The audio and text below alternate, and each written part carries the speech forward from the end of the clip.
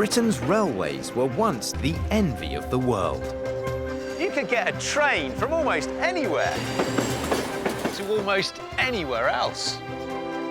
They were the network that supported an industrial superpower. There we go. Oh! I've never seen anything like that.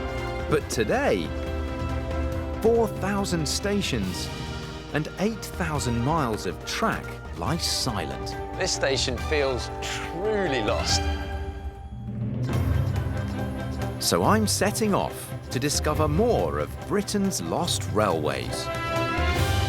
Wow, this is something else. They tell a story. Look at this. Of how we once lived. Oh, I love that. And how we once worked.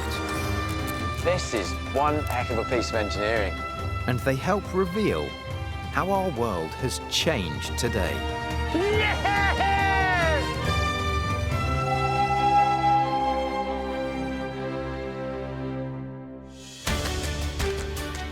Welcome to Aberdeen, the great port city of northeast Scotland. Since the 1970s, this place has become known as the oil capital of Europe. Long before North Sea oil was discovered, Aberdeen was the gateway to the Scottish Highlands. And I'm here in search of a lost railway that was key to that. It was called the Dside line. And from 1853, it was built along the valley of the River Dee into what is now the Cairngorms National Park, as far as the Highland village of Ballater.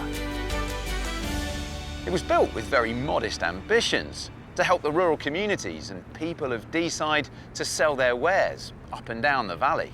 But it ended up playing a much bigger role. The Dside line promoted the wonders of the Scottish Highlands to the world, helped a great deal by its most famous passenger, the original global super brand, Queen Victoria. By 1850, the railways had reached north as far as Aberdeen. But few people ever dreamt of travelling further into the wild Scottish Highlands. This branch line, though, would change all that because it happened to lead to Balmoral Castle, the new home of the Highlands' biggest fans, Victoria and her dear Prince Albert. Problem was, Aberdeen's temporary station of the time was just a wooden platform, hardly fit for a queen. John, hello. How'd you do? Near the mouth of the River Dee, I'm meeting John Tyler of the local Railway Heritage Trust to find the spot where the new owners of Balmoral were once forced to change trains. Here is the main railway line that exists today, coming up from the south. Here we go, we've got a train coming across here now. We've got a train coming across. That's probably coming up from Edinburgh. Into Aberdeen? Into Aberdeen, in what they call the joint station. But in 1853, all that existed behind these modern office blocks was a simple construction called Ferry Hill. There's not much here to see, really, is there? Well, we're definitely right up near the railway tracks here, but, well, this is a car park. We're almost certain that the Ferry Hill temporary station was here, and you can see that as the curvature of the houses goes round, that's where the Dside line branched off from the main line. So for all intents and purposes, though, John, this is the spot where the Dside line begins. Yes. That must have been a huge PR coup for the railway company.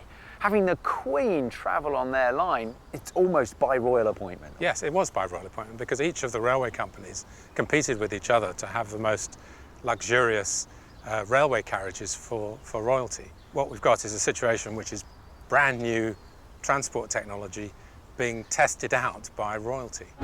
Queen Victoria was a railway pioneer, and for decades she made the convoluted journey by rail from Windsor. She insisted on very regal progression, never exceeding 40 miles per hour. So the long journey to Balmoral would take around 18 hours. But why did she go to such lengths to come to this wild and remote part of the world? Along the old railway line on the outskirts of Aberdeen, I'm meeting author and historian Stuart Wilson. Thinking about the Highlands itself, and Do we know what the attraction was for Victoria and Albert? She came here because the weather was so good. She had had a miserable holiday in 1847 in the west coast of Scotland, where it rained every day. So her doctor said, you should try Dside. And Queen Victoria came twice a year. Everything was here, in fact. Deer stalking, salmon fishing. And she had lovely little cottages that she went to, and she picnicked nearly every day, in fact. She loved it up here. It was her glorious place that she could relax and nobody bothered her at all.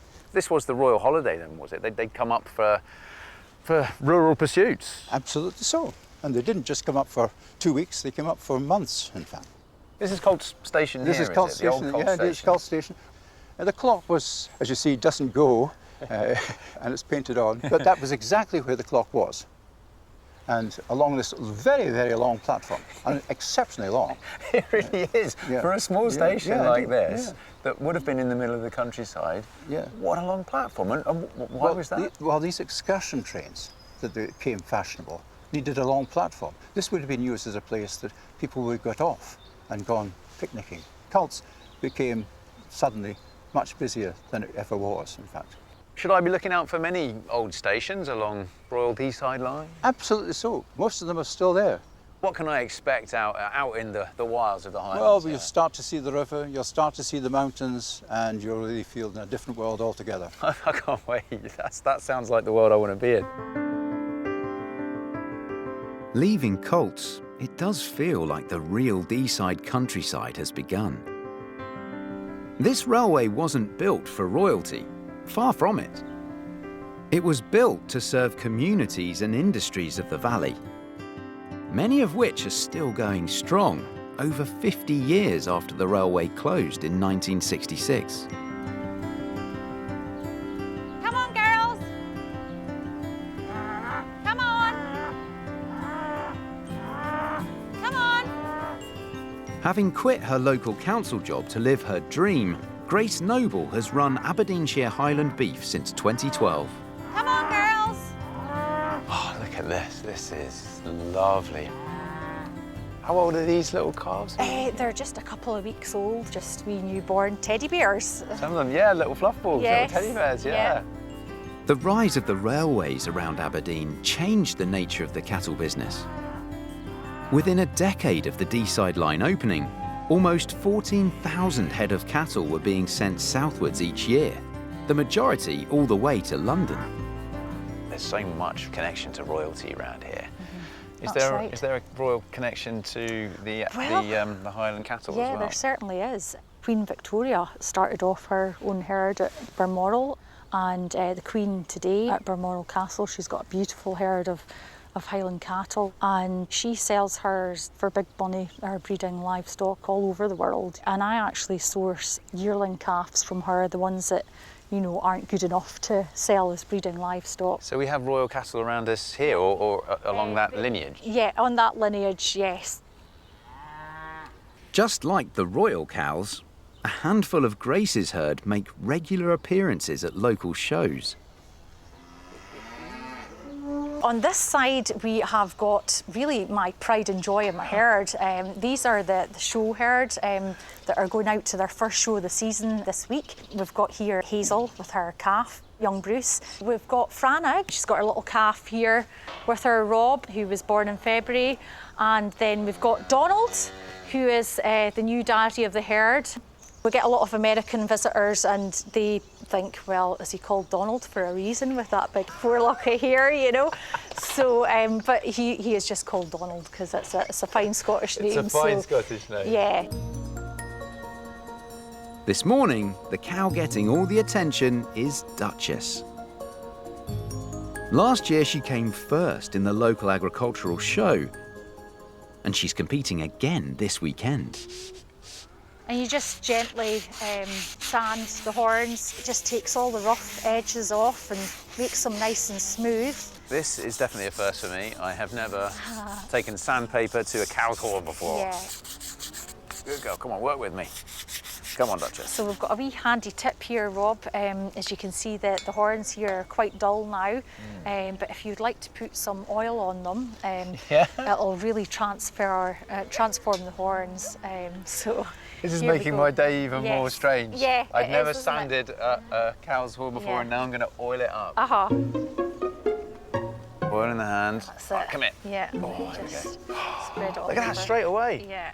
So That's good. Look at those colours yeah. come right out. you know, it almost matches the colour of our coat. Oh you my know. word, that's beautiful. Even Prince Albert took a punt and entered a Highland Scot bull in the 1846 Smithfield Cattle Show. The Prince missed out on first prize, but organisers were wise enough to give him a commendation.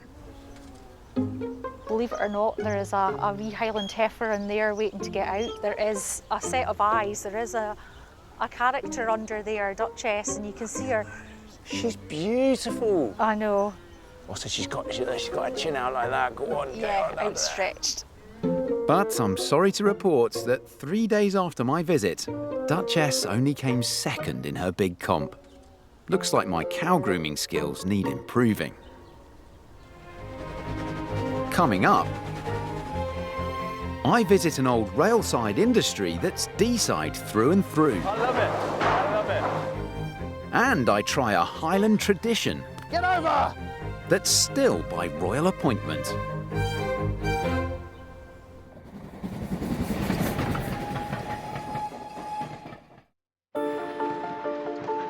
"15 miles from Aberdeen, I'm following a railway line that changed this region forever.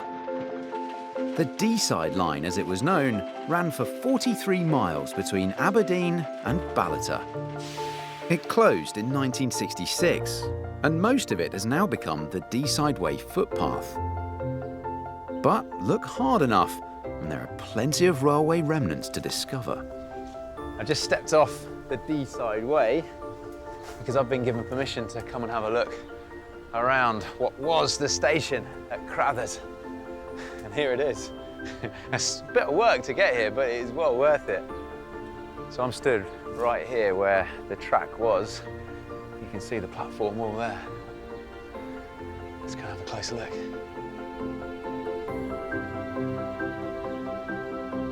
Nature's doing a great job of reclaiming this place, but you can still make out some distinctive features.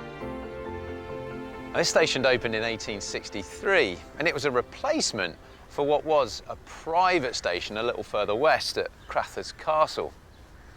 And you can see this has just been left. It's completely abandoned. It's a far cry from the days when tourists came here from as far as London to catch a glimpse of Queen Victoria on her way to Balmoral. You can imagine this whole platform bustling with people, getting on and off long trains laid on for summer excursions. And scenes like this continued to be part of Dside life long after Queen Victoria's reign. Royal after royal were coming to Balmoral and travelling by train. It was about the best bit of marketing a rural railway ever had. But the line was just no way near as busy or as successful as anyone involved had hoped. In 1914, competition from local buses saw passenger numbers on the line start to dwindle. By the Second World War, 14 stations along the route had been closed. But in 1958 came a glimmer of hope. Dside became the centre of a new development in rail travel, a battery-powered train nicknamed Sputnik. And amazingly, it's still here. Hey, Hi, Rob. It's great to meet you. Scottish rail historian Keith Jones can tell me what Sputnik was all about.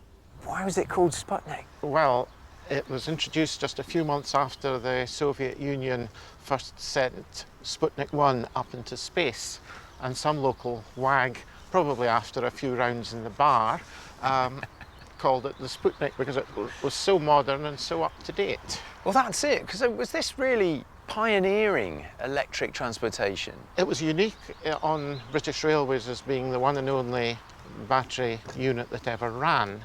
So why bring it to Dside? The length of the line was just about right. It was 43 miles, roughly the limit of the battery power. Also, the hydroelectric board actually gave it subsidised electricity. Huh. So it was very, very cheap to run, which all seemed at the time to make this the ideal line to run this experimental train on. I guess with the hope that it would be successful and it could potentially be rolled out across other railways. That was the idea.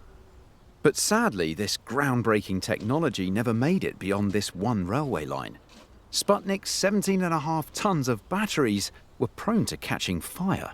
I've got a photograph here showing the battery car at Ballater with a number of wires all feeding into the equipment here. So that would all get plugged in. That would all get plugged in at Ballater and then at Aberdeen as well. It's almost like your mobile phone, isn't it? Big charge overnight, and then hopefully you're ready to go through the day with maybe a couple of little top-ups. Yes, you could say that this might be the predecessor of the electric car. It's brilliant. It's brilliant. This was pioneering then. Yes, there's a company that just started experimenting with battery-powered trains in Britain now. This was 60 years ahead of its time. That's a nice thought, isn't it? It's wonderful that this short-lived piece of railway history has been kept here on Dside. And just a mile further along the old line, my route has brought me to the banks of the river itself. One of the features of the railway as I approach Banchory is this enormous granite retaining wall that was built by the railway company to prevent any erosion from the fast-flowing River Dee right alongside here. Now, Banchory is the largest town along my route and one of the few places in Dside that existed as a well-established town prior to the arrival of the railways. For centuries, Banchory has been a centre for a great Dside industry, timber. And right alongside the railway, there's been a sawmill here since 1854, the year after the line opened. But this is right at the start of the process. This is the beginning of it. This is where it all begins. What can we see here then, Jim? What's happening? The timber is coming in from the forests, coming in on vehicles. Jim Cordner's family have run the mill since the 1950s. So the first thing we need to do is to debark the logs. After that, the logs pass through there and they're sorted to size. After sorting, it then goes into the sawmill for processing. This is lovely seeing all this, Jim. It's so mechanical, isn't it? Lots to go wrong here, Rob, but...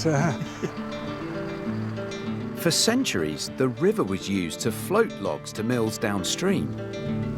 But when it arrived, the Dside line transformed this industry. Suddenly there was a whole wide world out there that we could trade with. The timber traditionally had gone out by horse and cart.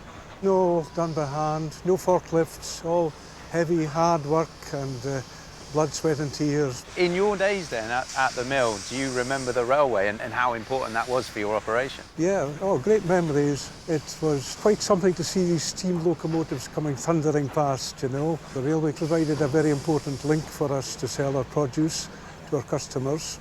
And we didn't realise at the time, but we were actually very eco-friendly, putting everything out by rail. But I can't leave without seeing how things are done today. Look at this! These are the modern operations of a sawmill in here, is it, Jim? Yeah. Well, this is the latest technology, Rob. The timber is mechanically sorted to size, and then it's cross-cut to length, put into a pack, and banded up, and then out to the yard for storage. Far from dying out, this industry has had a new lease of life. As people turn their back on plastics, timber is experiencing a renaissance thanks to sustainable forestry. It's noisy though in here, isn't it? It is noisy, but I'm afraid that's just part of the package. No, I can put up with that. Yeah. I think you want a job here. I love it. I love it. Leaving Banchory behind, the Dside line made a rare loop away from the river. avoiding a twisting section of the Dee, before returning to its riverside ways at the village of Aboyne.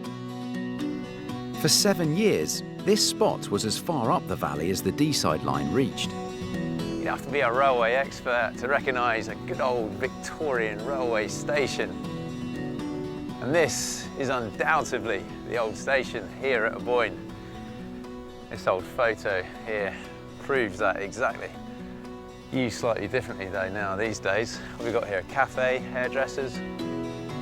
Whilst the rest of the railway was being built, this was where Queen Victoria swapped train for horse-drawn carriage to finish her journey to Balmoral, 15 miles away. But the Dside line didn't just bring royalty to Aboyne. It helped establish an annual tradition here on the village green, the Aboyne Highland Games. Hello, Morag. Hi, Rob. Nice to meet you. You too. You want to pop in under the will, shed? actually, if you don't mind. Morag has been the Aboyne Games secretary for the last 13 years. So it's all very quiet out here on the green here today, Morag. Yes. But come Games Day, Yeah, you wouldn't we were recognise looking this out field. across. No. Yeah, You really wouldn't. Paint me a picture. What would be happening out here? What would we be seeing? At 11 o'clock, we've got the Mass Pike Bands parade round the arena. We've got the heavy events, hammer throwing, shot put. Light events, so you've got running, jumping, pole vault. We've got 96 events on the day. So Whatever you're and into. Yeah, and it's continually running all day long.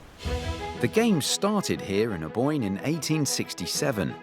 There are similar events all around the Highlands, but from the beginning, visitors came here in their droves. Do you think the railways were aware of the commercial possibilities of shipping people in for the Highland Games? Yes, the railways put on special trains to bring in extra crowds. Absolutely. So but it's beneficial to them as well, you know. Yeah, Packing exactly. these trains Oh up. yeah, yeah. And everyone piling off at Aboyne station. Yeah, I can imagine it was pandemonium down there. I bet it was.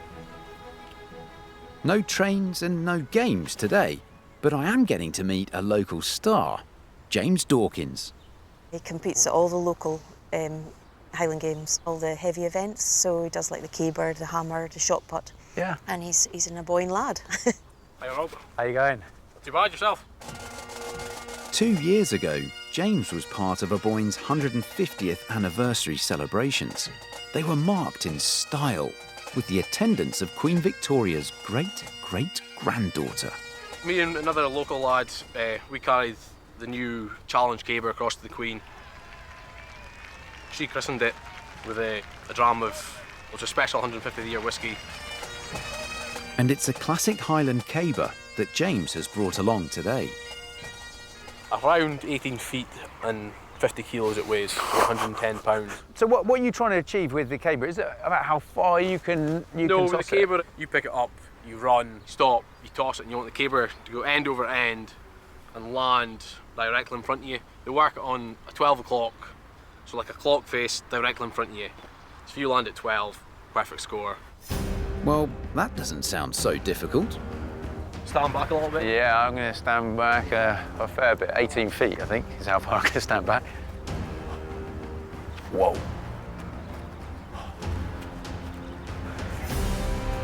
Go on.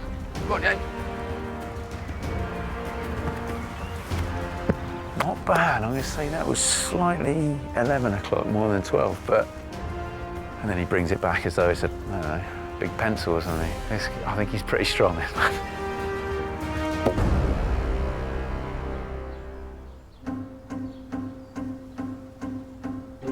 This is 50 kilos.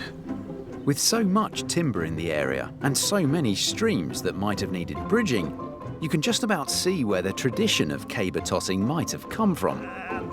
Either way, it's a tradition I'm now embracing. Let go, let go. Balance. Stroke. Get over! Let go. It's really hard. Come on. God, no. I nearly damaged my own caber there. Coming up, I'm popping in on the royal family's Highland neighbours. There's definitely some hunting been going on, hasn't there? There's been a fair bit of hunting. And I see how the railway mixed great beauty Stunning. with a spot of demolition. And that was cut off, was it, for the railway? Literally.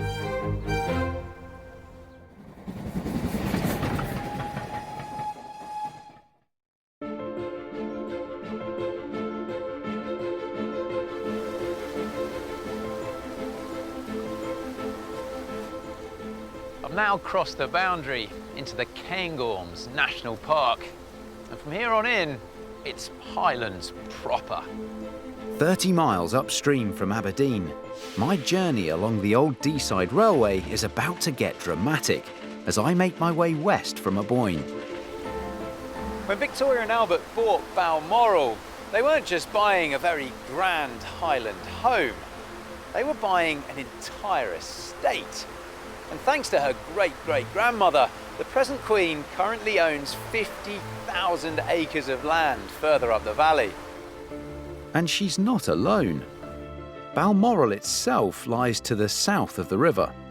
But around the valley and the old railway are 6 other estates, one of which I'm visiting today. These lands became a Highland playground for the rich and the famous, wanting to curry favour with Queen Victoria. One of them was Manchester banker and MP, Sir William Cunliffe Brooks. From 1865 onwards, he completely transformed the sprawling estate of Glen Tanar. Rob, nice to meet you. How you doing? Welcome to Glen Tanar. Thank you very much. Ranger Mike Martin has worked on the estate for 20 years. In you go. Thanks very much, Mike. Mike, where have you brought me here? This was not what I was expecting from the outside. It looks almost quaint and dainty from the outside.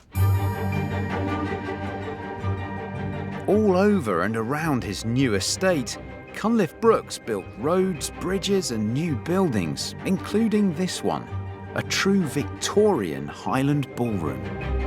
I don't know what to make of this ceiling.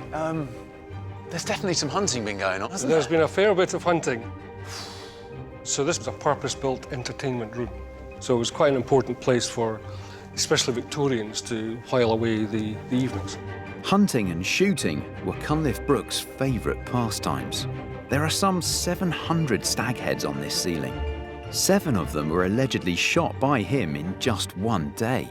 Some of the things that you have to do as a Victorian is, apart from having the money, is having somewhere to shoot, having somewhere to live, and be as close to the Queen as you can possibly get. And of course, Queen Victoria was next door in Balmoral. So this is the upper echelons of British society. Well, Cunliffe Brooks, he was from Manchester. Yes. He's coming from Manchester at the height of the Industrial Revolution. I think he's coming here and he's gone, this is what I'm looking for. And I will build my little bit of paradise. In the 1860s, the Dside Railway was through as well. Yeah. Do you think that might have been an influence for him coming out here? Oh, I think absolutely. And so part of his building programme was actually building access towards Aberdeen so that you could then come up on the train. Yep. And you could be greeted at Aberdeen on your horses and carriages and transported to Glen Tanar. And that's access for him, but I imagine also for his guests who he might invite to come up and share in this and, Yes. and show off a little bit, I guess, as well. Oh, absolutely. He wasn't a shy man. He really did like to show off. And that would have been really important, that people did have that sort of ease of access. So it was, yeah, the railway would have been vitally important to him. The railway brought many a tycoon, politician and celebrity to this Highland haven. It even hosted a famous royal mistress. The actress Lily Langtry stayed here whilst her lover, Queen Victoria's son, and the future Edward VII stayed up the valley at Balmoral. Lily is said to have tobogganed down the stairs here on silver trays, much to the annoyance of her host, Cunliffe Brooks. If wolves could talk, eh? I'd hate to think sometimes. But it's not just royal lovers who have visited Glen Tanar. I don't know if you can recognise this signature here. Oh, that's an Elizabeth. I do recognise that signature. That's Queen Elizabeth II. That is our Yes. current Queen. It's our current Queen. And this was when? This is... So 1943. Yeah. And so this is the current owner's mother's 15th birthday. And this is the signature of the Queen Mother and Princess Margaret. That's quite exciting, that. It's lovely. Yes, it's really nice. 69 years earlier, another mother and daughter duo visited Glen Tanar. Queen Victoria and her 9th child, Beatrice, came to walk the estate, stopping off for tea in one of the many woods. So we're on the trail of Queen Victoria here a little bit, Mike. She just loved Glen Tanar, but she really did find it quite a place to be. It's interesting for me because she had her own estate, right? It is, yes. But she liked to come out and explore wider than that. Much wider. And if you look across there, you'll see this is the stone and seats, and if you look at the top stone there. Oh, hello, yeah, hidden away in there. You've got, 1874, and then there's the V, Victoria, and the crown on top there. Whether she actually sat here, we don't know, but it would certainly commemorate Queen Victoria's visit. One thing's for sure, she loved the Dside landscape and all it contained. Oh, that's better. It's lovely. Oh, take that in. But she also shared her subjects' love of hunting. It was very, very important to them. They were full on. Yeah. Pretty much everything was getting shot at. What are we talking? Deer, I'm sure. Yes, so there'll be lots of deer, some extraordinary numbers of rabbits. The 1874 game book has 10,500 rabbits shot. That's a huge number. So what we found in what they call a disposal book was huge lists, and down left-hand side are names, lots of people, including a Mr. Mitchell, who was the Aberdeen station boss man. So he was the head man, and they would send the rabbits down to him to hand out to the drivers, the guards, and the people who worked for the railway. Really? So that was really nice to find that little link between, shooting, but actually providing food for the local population.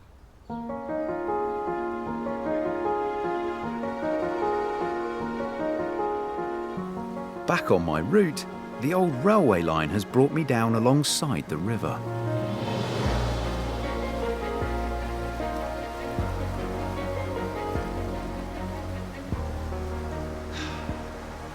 This is such a beautiful spot. Stunning. Here at Cambus-o-May, the station opened in 1876 as a second intermediate stop between Aberdeen and Ballater. Now, at first, it was just a halt with a simple platform here, but this quaint little station building was added just a little later on. Cambus-o-May had a front row seat overlooking the Dee. In 1896, this pretty setting is said to have been the scene of a picnic laid on for the Russian royal family. An aging Queen Victoria hosted Tsar Nicholas II at Balmoral for an entire month. His wife, Tsarina Alexandra, just happened to be her favourite grandchild. But 500 metres upstream, my next stop-off is the delightfully named Cutaway Cottage. Hello. Hello there, how are you doing? I'm good, thank you. Am I in your garden? Sorry. You are indeed, but it's not a problem. This is the Dside way. Feel free to ramble on. Excellent. Nice to meet you. Hello, I'm Rob. Rob, Jeff. Jeff's cottage once housed the ferryman, whose job was to transport folk across the Dee before Cambus-o-May's wonderful footbridge was built. So this would have been here when the railway went in? Yes, indeed. So you're not physically standing on the railway line at the moment, as the Dside way just swings around the back of the house. Just looking over towards that wood pile over there, the railway line actually runs that side of the cottage. Okay. The cottage gets its name, Cutaway Cottage, from the fact that the corner of the house, or the gable end, has been removed to allow the passage of the rather wide Victorian carriages and the steam train at the time. It would have had a thatched roof, and of course the steam engine would have created a fire hazard. So it was then converted into a slated roof. Yeah, that roof would not have gone down well at all. Exactly. Do you want to take a look? I don't want to disturb you, can I? No. Come on, yeah, please, come on then. Help yourself, just follow me through this gate. Just come this way, Rob. What are we actually seeing here? So this is the corner of Cutaway Cottage. All right. Just here. Ah, now I see it. It's not until you stand here that you see there's a chunk here that looks like it has been cut off, and that was cut off, was it, for the railway? Literally. It's quirky. It came along this side of the house, and because the house is in the way, we'll have that corner off, thanks very much. I've never seen anything like that. Listen, Jeff, I don't want to keep you any longer, and I hope I haven't disturbed you at all. Really nice to meet you, Jeff. You too, Rob. Thanks for the little tour. After you.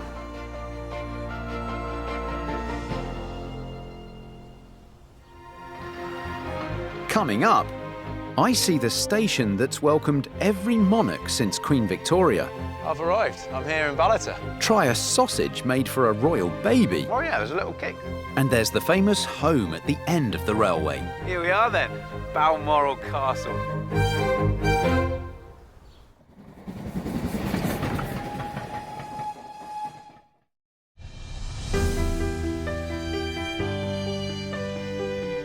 By the early 1860s, the Highland Valley of Dside was becoming one of the most talked about spots in the country. This was no longer just Dside. It had become Royal Dside. Queen Victoria was a confirmed fan, and the Dside Railway hadn't even been finished yet. Over more than a decade, the railway crept its way up the valley from Aberdeen, village by village. In 1866, the Highland village of Balmoral was reached, making the end of the line less than 10 miles from Balmoral. Hello, Alistair. How are you doing? And in Balmoral itself, the station got very used to welcoming royalty. Nice to see you, Rob. Very nice to meet you. A long way from Aberdeen, is it? It's been a little way, yeah, but yeah. I've arrived. I'm here in Balmoral. Here to welcome me is chair of the local history society, Alistair Cassie. It was a very long platform because of the length of the royal train, bearing in mind the two engines to pull the carriages, a lot of carriages, and possibly staff quarters and possibly pets, dogs and whatever, all in one train. Was there quite a lot of organisation for the Dside Railway then, to have a royal train come through? Well, there was a lot of work went on, and all the gates, farm gates, were all locked, and police were on duty at all the road crossings just for safety. Yeah. And the train would get into Balmoral here, and everything just had to be spot on. There was a lot of flower baskets and hanging baskets, and the place was looking nice for the Queen coming in. As is required for any royal visit. Definitely. The pomp and ceremony continued outside the front of the station, from where every monarch since Queen Victoria has set off for the final few miles to Balmoral. It's quite a big square out here, isn't it? A big square, beautiful building. The area had to be fairly big because horse and carriage took quite a big circle to turn. So it's always been a huge event. A huge event. It's a big event then, but it was a big event when I remember the Queen coming here. Well, I was taken down by the school teacher with the little Union Jacks, and we'd line up and watch the Queen come in and wave the flag. Yeah. Not many places in the UK get that sort of treatment.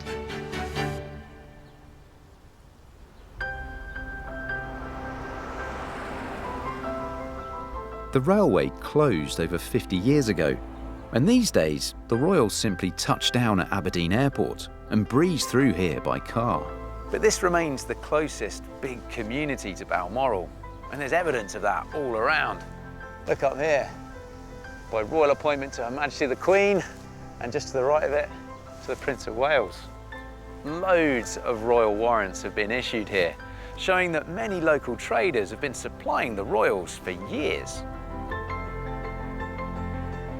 Look, the Chinese takeaway's even got one. Nah, it's for the bakery next door. And if the baker's has a warrant, then it's only fair that the butcher has one too. Hello. Hello. Is it John? Yes, hi. Hello, John. Good to meet you. You too. H.M. Sheridan has been recognised for serving the royal household since 1987. When the royal household are here in the summertime, we supply Balmoral with their meat, their game and their poultry. Prince of Wales himself's been in. We've had the Queen at the door, both of the Duke of Edinburgh, and we've also had Camilla in. So, yeah, we're privileged. Well, you're obviously doing something right there. Yeah, hopefully. Is there anything special that you'll Well, that you'll do we for specialise royals? in a lot of sausages. They do like their barbecues in the summertime, so we do make a lot of sausages. What they ask the recipe, we make them for them. But I'm not going to tell you what they make because it's a secret for the royals themselves. So it's.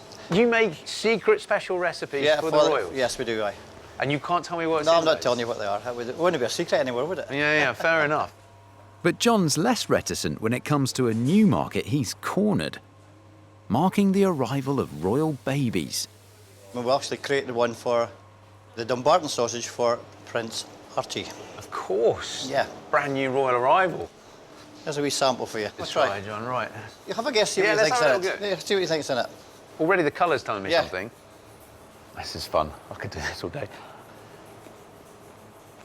Oh yeah, there's a little kick. Go and There's a kick, little... yeah, so it's got some chilies and some ginger and some barbecue sauce. Obviously, they use the American theme of the New York-based sausage. So that's what? The American theme, that's having the barbecue Chili and sauce barbecue, yes. A wee bit of ginger just to give it a wee bit of extra kick. Is that Prince Harry? Is that a Yes, little reference to his old... Yes, just a wee bit of fun there as well, yeah. And it makes a better flavour of sausages. Oh, it's absolutely delicious. And when they're here in the summertime, we will be sending some up to them to try themselves. So, with a bit of luck, John's royal warrant will be safe for a while yet. Balata, meanwhile, can count itself lucky. Because if events 150 years ago had played out differently, the royal connections here might have been greatly reduced. Now, Balata Station, the end of the line, is a couple of hundred yards back in that direction. Now, it's not obvious, but this wall is the wall of a bridge that runs over what is a clearly cut path down here that was once meant to be the continuation of the Dside Railway further west, out of Balata. Work to extend the line began within 2 years of the railway's arrival. This flat track is exactly where the railway extension was being built. Just look at the amount of work that went into it. This enormous retaining wall, built entirely out of granite. The plan was to build the railway into the upper reaches of Dside, an area rich in timber, just waiting to be cut down and transported by rail. But a mile out of Balata, this small bridge is as far as construction ever got.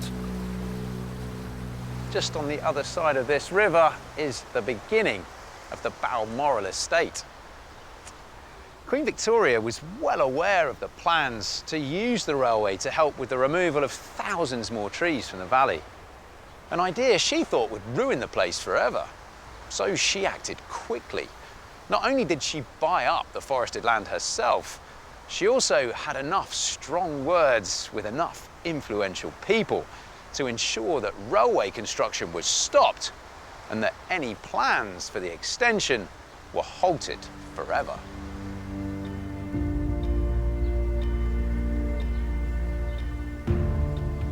So the uppermost parts of Dside never got their railway. And Queen Victoria's actions in saving the forest have been heralded as the Highlands' first act of conservation.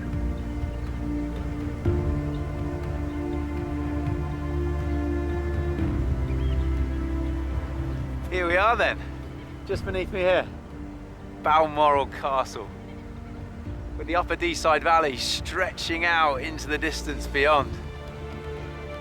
It's not a bad spot really, is it? Between Queen Victoria and the Dside Railway, they completely transformed this place. Within just a few years of the line arriving to Balata, 10,000 people a year made their way up to visit. In the space of just one Queen's reign, the wild and distant Highlands of Scotland had made it onto everyone's bucket list. And you can see why.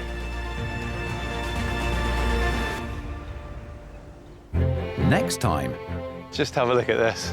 I'm amongst the rich and royals of unspoilt Norfolk. We don't have a motorway up here, we don't want one. Following a railway that threatened to change everything. We've got some mighty massive buildings here. It put Norfolk on the front line of the war. That is absolutely enormous. And created a holiday hotspot. We're reaching the top, here we go!